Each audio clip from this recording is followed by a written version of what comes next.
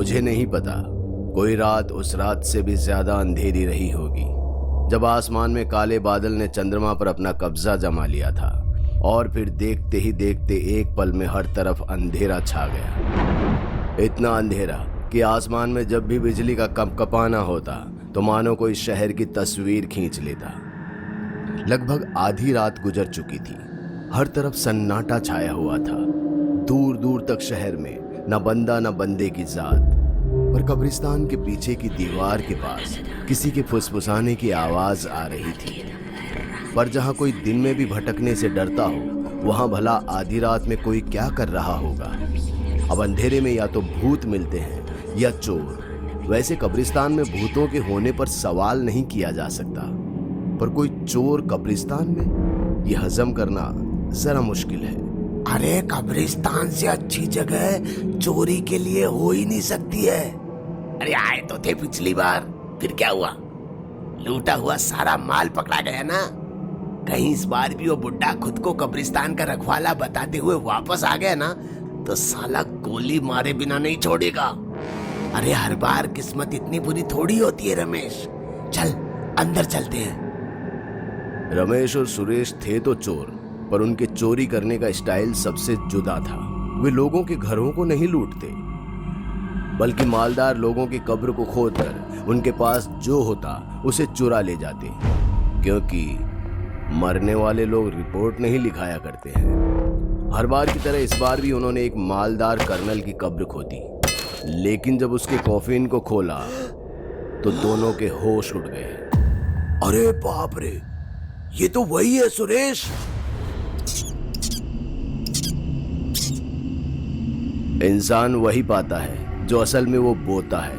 आपने कहावत तो सुनी होगी, पर यह होता कैसे है ये आप देखेंगे डोडो टीवी की इस कहानी में। हेलो दोस्तों, मैं हूं आपका प्यारा दोस्त मिस्टर नॉटी, और आज की कहानी प्रेरित है कैबिनेट ऑफ द क्यूरियोसिटी से, जिसका नाम है कब्रिस्तान का ताबूत। और इस कहानी के लेखक हैं पंचम प्रकाश। कब्रिस्तान के खंडहर में चमगादड़ फड़फड़ा रहे थे।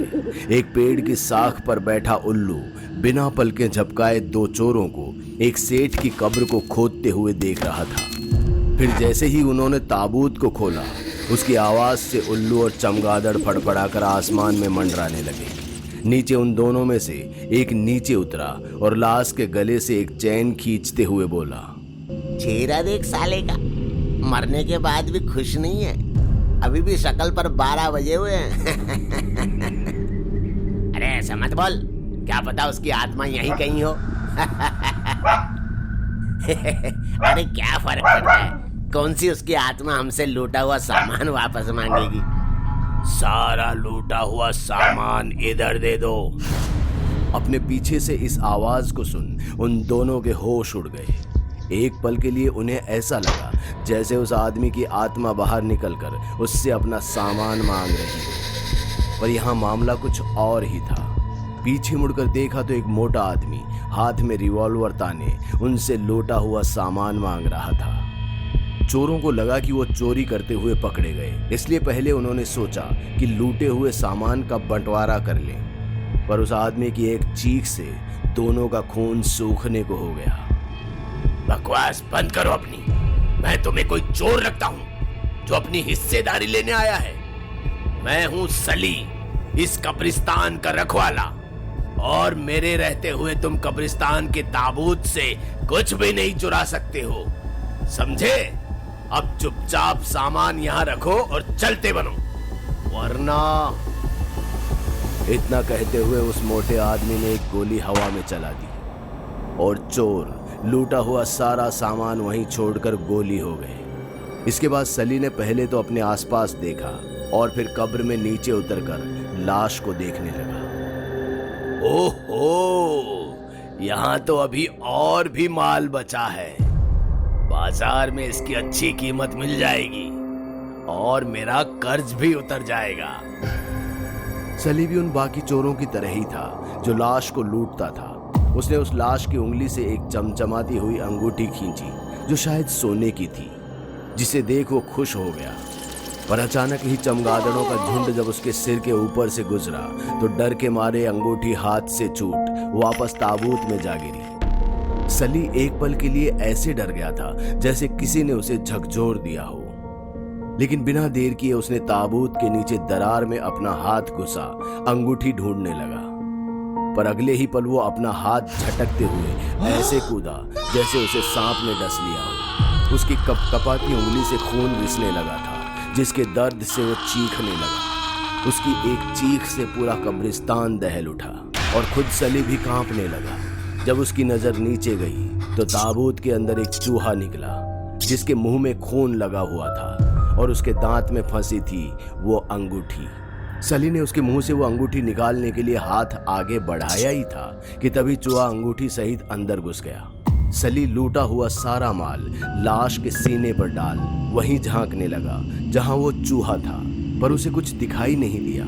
उल्टे उसे कुछ खिसकने की आवाज सुनाई दी। उठकर देखा तो वहां चूहों का ढेर था जो लाश को खींचते हुए सुरंग में ले जा रहे थे। इससे पहले कि सली अपना माल उठाता, लाश पूरी तरह से सुरंग के अंदर जा चुकी थी। अगर कुछ दिख रहा था तो वो उस सेठ के बाल थे, जिसे पकड़कर सली ने उसे बाहर खींचने की कोशिश भी की, लेकिन नाकाम रहा क्योंकि नकली बाल उसके हाथ में आ गए और एक झटके में लूटा हुआ माल हाथ से चला गया और पूरे होने वाले उसके सपने भी।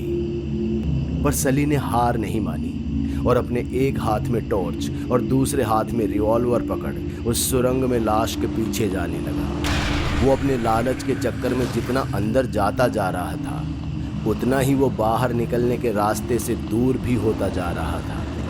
जो बात उसे तब समझ में आई जब लाश एक गड्ढे से होते हुए सीधे नीचे कहीं जा गिरी। सली ये समझ चुका था कि अब सब कुछ उसके हाथ से जा चुका है, इसलिए वो वापस निकलने की कोशिश करने लगा।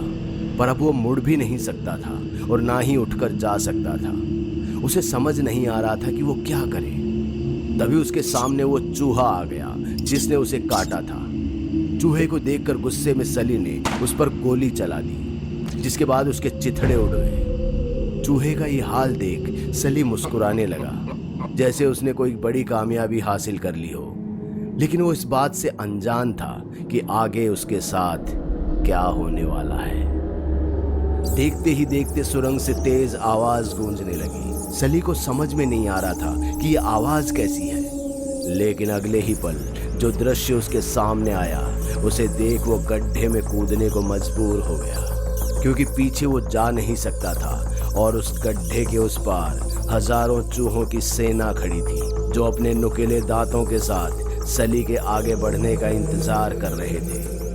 गड्ढे से नीचे गिरने के बाद सली की आंखें एक पल के लिए बंद हो गई, पर जैसे ही उसकी आंखें खुली तो वो चीख पड़ा, क्योंकि कब्रिस्तान के नीचे नरकंकाल पड़े हुए थे और वो लाश उसके ठीक बगल में थी जिसके पीछे वो यहाँ तक आ गया था। सली घबराकर इधर उधर भागने लगा, लेकिन तभी उसने सभी नरकंकालों को थोड़ा ध्यान से देखा तो पाया कि सभी के सभी कीमती जेवरों से लदे हुए हैं। सली के चेहरे से एक पल में सारा डर गायब हो गया और वो हंसने लगा।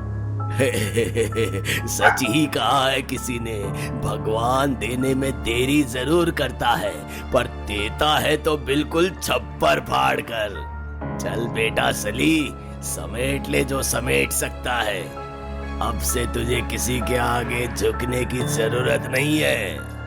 सली ने घंटों की मेहनत से जितना सोना चांदी इकट्ठा कर सकता था कर लिया। वो यहाँ से निकलने की सोच ही रहा था कि तभी उसकी नजर पत्थर पर बैठे एक नरकंकाल पर पड़ी, जिसके हाथ में तलवार और गले में एक आकर्षक लॉकेट था। लॉकेट को देखते ही सली का लालच और बढ़ गया। उसने तुरंत ही कंकाल के गले का लॉकेट निकाल लिया। वो अभी कुछ कदम दूर गया ही था कि तभी उसे ऐसा महसूस हुआ जैसे किसी ने उसके कंधे पर हाथ रखा हो। सली ने जैसे ही पीछे मुड़कर देखा तो उसके सामने वही नरकंकाल खड़ा था जिसके गले से उसने लॉकेट निकाला था। ये मेरा है, मुझे वापस करो। नरकंकाल के मुंह से आवाज सुन सली के होश उड़ गए, पर इससे पहले कि वो कुछ समझ पाता देखते ही देखते वहां पर मौजूद सभी नरकंकाल उठ खड़े हुए और कहने लगा, जो मेरा है मुझे लौटा दो। उन सभी को देख सली ना तो हिल पा रहा था और ना ही बोल पा रहा था। वो अब वापस ऊपर उस गड्ढे तक भी नहीं जा सकता था। सली समझ गया था कि उसकी मौत अब उसके सामने है। नरकंकाल अपनी बात दोहराते हुए उसकी तरफ बढ़ रहे थे और सली सूखती सांसों के साथ अपने कदम पीछे खींच रहा था। पीछे हटते हटते वो जाकर एक दीवार से टकराया और उसके टकराते ही वो दीवार ढह गई। सली के सामने अब एक सुरंग थी जो शायद वहां से बच निकलने का एकमात्र रास्ता थी। सली बिना कुछ भी सोचे हुए उस सुरंग के अंदर घुस गया और हाथ पैर से सुरंग के आसपास की मिट्टी नोचकर नीचे नरकंकाल पर गिराने लगा। जिसके कुछ देर बाद ही सुरंग मिट्टी से बंद हो गई और सभी नरकंकाल अपनी बात चिल्लाते हुए वहीं रह गए। सली अब जिंदा रहने की उम्मीद में सुरंग के ऊपर की ओर बढ़ने लगा, लेकिन उसके लालच का घड़ा अब फूट चुका था। वो इतनी मेहनत कर जिस सुरंग में आया था उसका आखिरी छोर सालों पुरानी एक बंद ताबूत था जिसकी लाश को चूहे पहले ही ले जा चुके थे। सली के पास अब कोई रास्ता नहीं बचा था। वो खुद एक ताबूत के अंदर जिंदा फंस चुका था। अपने लालच के कारण सली मौत से पहले ही मिट्टी में मिल चुका था। देख क्या रहा है रमेश, जल्दी खोल ताबूत।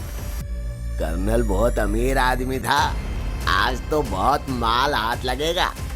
अरे बाप रे, ये तो वही है सुरेश। हाँ, कब्रिस्तान का रखवाला। बेचारा अच्छा आदमी था। दोस्तों, अगर आपको हमारी कहानी अच्छी लगी हो